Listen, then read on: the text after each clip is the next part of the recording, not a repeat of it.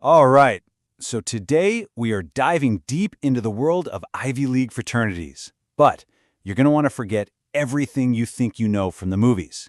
We're looking at the Kappa Alpha Society at the University of Pennsylvania, and we're doing it through a pretty raw, brutally honest evaluation from someone who was on the inside. So when you hear Ivy League frat, what comes to mind? Secret handshakes, right? Powerful old money networks, a whole lot of prestige. Well, this explainer kicks off with a really interesting question. Is this particular fraternity chapter all about that? Or is it about something else entirely? Something, well, more philosophical. Okay, let's set the scene. We're on campus at the University of Pennsylvania. And for more than 100 years, the Kappa Alpha Society here has been carving out its own little niche. The source says they're playing a different kind of game, and that's exactly what we're going to unpack. Get this, it was founded way back in 1913. The whole point was to build a brotherhood that was more about literature and ideas, right in the middle of this super competitive Ivy League world. And for over 110 years, it's stuck around, keeping that thoughtful vibe. This is no flash-in-the-pan group. We're talking about some seriously deep roots. So right off the bat, the evaluation wants us to get one thing straight. If you're picturing something like Skull and Bones or those exclusive Harvard Final Clubs, you got to scrap that image. The source is crystal clear. KA at Penn is a completely different animal, running on a totally different frequency. And that brings us to their identity, which is described as being proudly contrarian. Honestly, figuring out who these guys are, and maybe more importantly, who they aren't, is everything.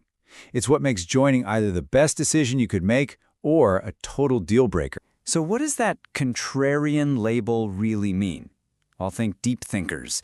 The members are philosophically grounded, they care a lot about their own history, and they tend to be thoughtful, reflective, kind of literary types.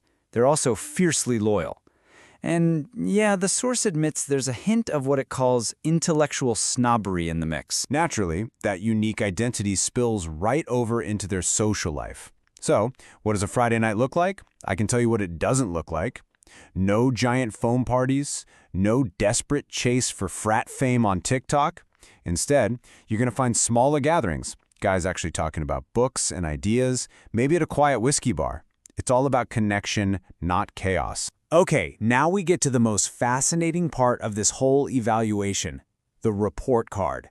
I mean, the source literally puts numbers on the experience. It gives us this incredibly honest, no-nonsense breakdown of what it's really like to be a member. This is where it gets good. First score on the board is for the stereotypical frat lifestyle experience. And the number? It's a 41 out of 100. Now, hold on. A 41 might sound like a failing grade, but it's not. In fact, for them, it's a badge of honor. It's a statement.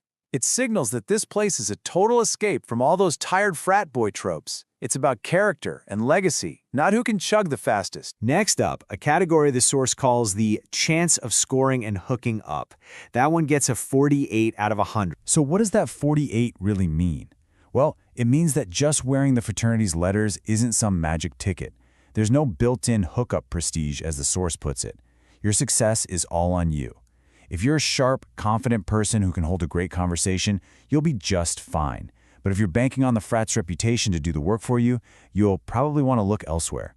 All right, get ready for this next one, because I can pretty much guarantee you have never seen a metric like this before. The homoerotic level is scored at a 4.9 out of 10. But before your mind goes there, let's unpack what this actually means. Let's be super clear. This scale has absolutely nothing to do with sexuality. It's a way of measuring closeness, of brotherhood. A 4.9 puts this chapter squarely in what's called the bromance tier. We're talking about a really high level of emotional intimacy. Guys who are genuinely there for each other, who will text you after a bad day or help you prep for a huge interview. It's all about deep, supportive friendship. Okay, so that covers the 4 years on campus. But what about after you graduate? What's the long-term payoff? What is the real return on investment you get from the alumni network? The alumni value score comes in at a 61 out of 100. It's a respectable score for sure, but the source makes it really clear that the value here is subtle. It's probably not what you're expecting. So, if you're thinking this is your golden ticket to a high-paying finance job, you need to adjust your expectations. This network is not a job handout machine. The real value is in tapping into the thinker network. It's about getting solid, thoughtful advice and making what the source calls low-ego connections with people who actually care about your growth. And this is where that network has some real quiet influence. Not so much in banking or tech, but in fields like law, public policy, academia, and journalism, places where deep thinking is the real currency. The connection is built on intellectual substance, not just flashy LinkedIn clout. All right, let's bring it all together. We've looked at the culture, the parties, or lack thereof, and the long-term career value. So we've arrived at the final verdict. We have to ask, is this fraternity the right fit for you? The final overall score, according to this deep dive evaluation, is a 56 out of 100. And that number, really, it tells the whole story. The good, the bad, and the very, very specific character of this chapter. So here's the final tally, the pros versus the cons. On the pro side, you get a powerful Ivy League legacy, incredibly deep intellectual friendships, and a true safe haven from all the usual toxic frat stuff. But the trade-off? There's almost no outside clout. It's not a party powerhouse, it has low visibility on campus, and it is definitely not for thrill seekers. It's a very clear choice. You know, I don't think I can sum it up any better than this direct quote from the source. This place is for a very specific person, the Ivy League mind that still believes in honor, friendship, and introspection.